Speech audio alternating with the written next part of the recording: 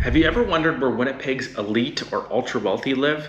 Well, today we're going over the top 8 neighborhoods where opulence isn't just a necessity, it's a requirement.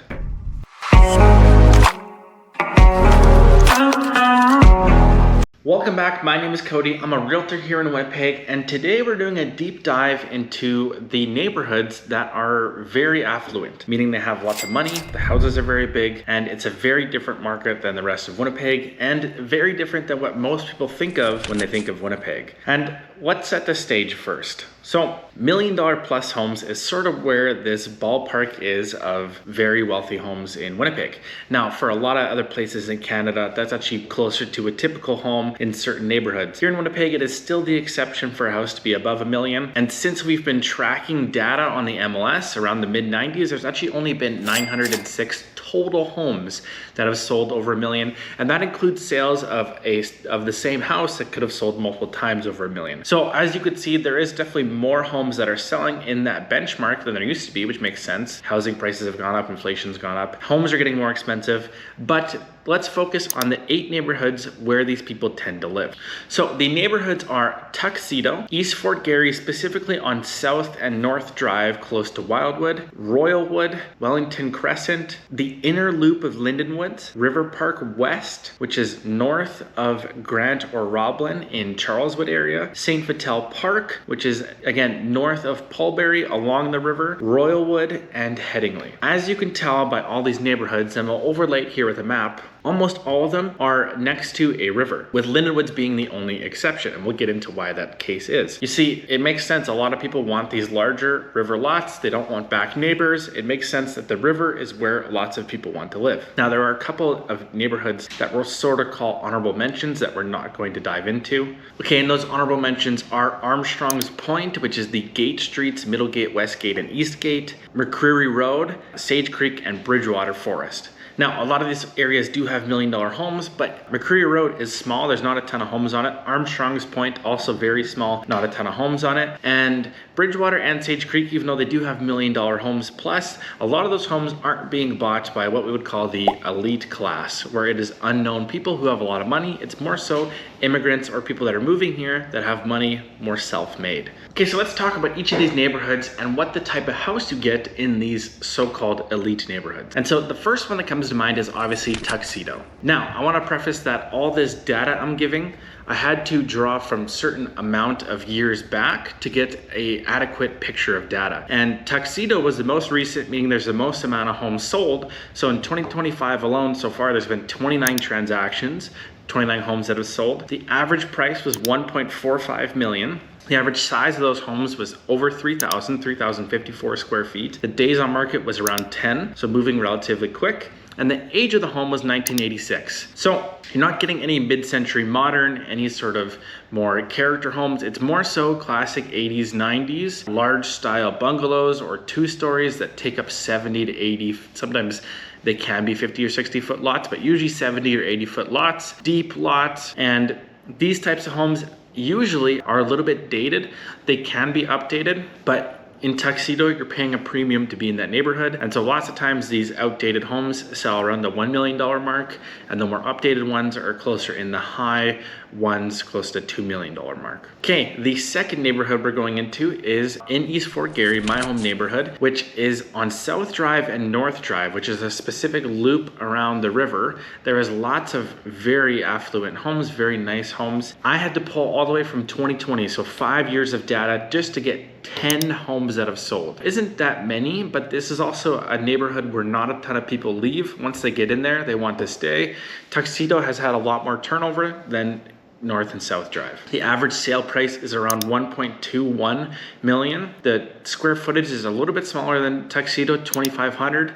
It's 8 days on market, so very competitive. That means it's selling within a week, usually on offer night. And the average age is 1954. So think very mid-century modern now that people have updated. There's sort of a mix of those older homes that people have updated over time, as well as infills where people are just buying the lots and building these massive $1 to $3 million homes. Okay, and the pros pros of North and South Drive is they're both sort of unique streets, meaning they don't really have walking paths. Usually your house driveway is quite long and usually tucked in, so you can't even always see all these homes. North Drive actually feels like it's along a golf course for most of it once you get into Wildwood Golf Course, because it feels like you're just driving along the course. The course is all around it, but there's only one road. There isn't really any painted lines or sidewalks, or there's a little bit of a ditch, but it's hard to see. And then South Drive, you have these long driveways with lots of trees and these massive homes behind that you can't always see. And so it's a little secretive, very private, very tucked in the neighborhood, which is why a lot of people love that area, especially the elites in Winnipeg. When compared to Tuxedo,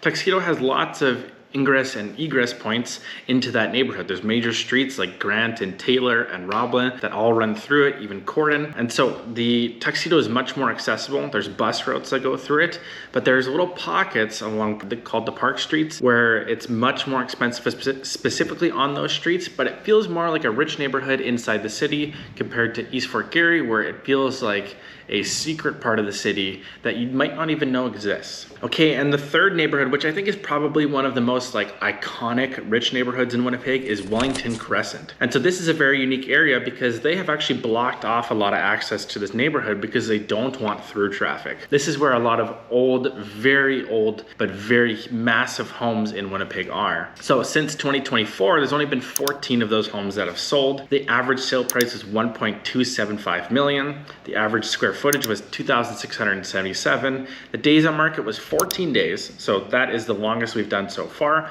The second longest on our list, which is 2 weeks, which means it takes a little bit longer for most homes to sell compared to the rest of Winnipeg market. But here's the biggest difference is the average age of those homes is 1930. So lots of the times you have these older homes that have been very updated, like very, very updated and modernized, but also lots of times you get like these massive old like estate style homes where over the time they have been updated, but they have 11 bedrooms, 6 bathrooms, lots of functional use space. But you could tell that when they were originally built in the 1930s, these were very rich families who sort of ran the town. And it has sort of maintained that, we'll call it neighborhood ideology or culture, where they don't really want a lot of people going through there unless you live there. Okay, and the fourth neighborhood, and I specifically said the inner loop of Lindenwoods because Lindenwood has this drive called Lindenwoods Drive East and West that loops around the entire neighborhood. It's actually becoming a sort of what central neighborhood. It used to be on the southern edge of Winnipeg, but now with so much construction south of it, it is very central. But the inner loop along the lakes are very expensive homes. Now these homes were, the average age is 1986. So this is on the newer side of our list. Most of those homes aren't usually as dated as they are in Tuxedo because you're not usually paying that premium to be in that neighborhood saying I live in Tuxedo. The number that's sold since 2020 is 18, so also not a ton in that inner loop that are expensive. The average price is 1.13 million, which is the second cheapest on our list, and that is because you're not on a river lot, you're on these lakefront lots that are man-made lakes. The average size is 2,923 square feet, which is the third biggest on our list today. The average days on market is 9, so it is also very competitive. That's about 1 day after the average offer night, and so some homes are going past, but most are still selling within that first week or so of going to market. Now, like I hinted at before, Lindenwoods is the only neighborhood on this list that doesn't back onto rivers, and that means that sometimes you have a lot more neighbors. That also means when you're sipping your morning coffee, staring out your window going, oh, look at all this land I own, you are looking usually across the lake at somebody else who you could probably see. Now, some of those river lots in other parts of the city, there is other people across the river most of the time, but it feels much more of a divide because you can't see land where you can get there. Winnipeg doesn't have that many bridges, and so often it doesn't feel like it's very accessible across the river, especially in spring or summer when the water is quite high and the Red River or the Assiniboine is quite wide. Okay, number 5 is River Park West. Now, I sort of grouped 2 neighborhoods together here because they share an oxbow of the Assiniboine River, but this is north of Grant Avenue in the Charleswood area. There is a couple of streets here where there's a bunch of very big homes, and these would have been, again, more similar to estates when they were built, but they're relatively newer neighborhoods where the average age is 1989. The number that sold since 2020 is 15, so again, not a lot of these that hit the market. This is the cheapest neighborhood out of them, and I think that's because it's the most, you're not quite outside the city and you're not quite in like an iconic neighborhood. neighborhood, or an easily identifiable iconic neighborhood. And so the average sale price was 1.1 million, the cheapest on our list.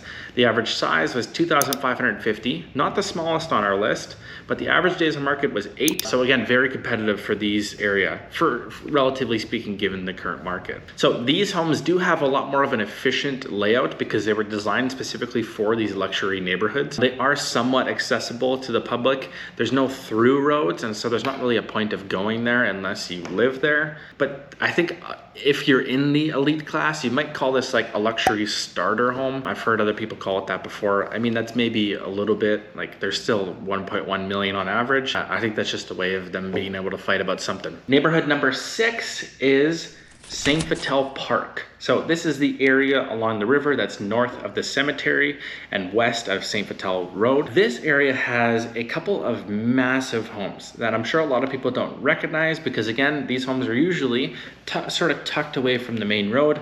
Lots of trees or fences or gated fences that block you from getting in to people's driveways or the off streets. Again, I had to pull data from 5 years ago, so 2020 and onward. There's only been 11 homes sold, so the second most rare right after North and South Drive in East Fort Garry. The average sale price is 1.36 million. That is tied for our second most expensive. The house size, this is the biggest one on our list. The average house size of these homes is 3,978 square feet. These are massive homes along the river. The average days on market is 16. So these are the largest homes, but they also take the longest to sell, according to the list that we're going over today. And the average age is 1973. Most of these homes have been updated because most people don't live with outdated features for 50 plus years. So most of these homes have been updated and are very modern. They're designed to attract a very specific clientele. And most of these homes, a lot of people have never even seen or don't know they're there. And that's why people like the access to this neighborhood. You are close to a park. You're not really close to a ton of amenities. And it maybe feels a little more separated from the city. Ironically, it's actually very close to being directly across from North and South Drive on East Fort Garry. Now, depending on where you are, it's not exactly across, but for a chunk of it, it is across the river. And so if you look at that section of the river, maybe you're boating along there, you look at the homes, you're looking at like 2 million, 3 million, 4 million, 1.5, 1.6, 1.2. You get my point. Number 7 on our list today is Royalwood. This is our second newest homes, meaning the average age is 2008. Since 2020, there's only been 17 that have sold over $1 million. The average price is 1.22 million. The average square footage is 2,430, which is our second smallest. I believe I said before that East Fort Garry was our second smallest, but that is not true. This is actually the second smallest. The average days on market is 8, which is tied for the quickest moving. And this is sort of like it's not quite new construction. It's because it's not like Sage Creek or Bridgewater, but this is a nice part of town. It's a little more outside, but still feels like it's a very exclusive area. The interesting part about Royalwood is they really only have a couple of access points because again, when they're designing these rich neighborhoods, they don't want people always driving through because then people don't feel like it's an elite neighborhood. And so it's divided by the Seine River, which acts as a natural divider between Island Lakes and South St. Vital. And so that makes it sort of a pocket of much more expensive homes. Okay, and the last one on our list technically isn't inside of Winnipeg, but just on the outside, which is Headingley. And since 2023, so not having to go all the way back to 2020, like a lot of these on the list, there's been 25 homes that have sold. So a fairly active neighborhood in terms of turnover. The average sold price is 1.37 million. So again, that's tied with St. Vital Park for our second most expensive. The square footage is 2,415. So actually the smallest homes on our list. The reason why it's so expensive is usually they're much bigger lots. So usually you're getting some sort of an acreage. It could be half an acre, a quarter acre, 1 acre, 1.5. You might get a much more treed lot where you get lots of trees. You usually don't have as close of neighbors. And so sometimes the homes are smaller. People will build shops or whatnot for their additional hobbies or gyms or whatever. Their golf simulators, I'm speculating there. The average days on market is 11 and the age is 2013. So these are much newer homes, which is also makes sense with them being a little bit smaller. They're probably a bit more functional and intentionally designed. They're not so opulent, but they do cost a lot because you are buying expensive land where, again, a lot of people want to live. So there you have it. In terms of where Winnipeg's elite go, there are some historical neighborhoods, some that are very common for infills, some that are very private that you probably don't realize, and some that are newer that are more so entry level into the luxury space in Winnipeg. Each of these neighborhoods has its own sort of unique DNA in the market and on the MLS. But that is all for today. Thanks for watching. I'll see you in the next one.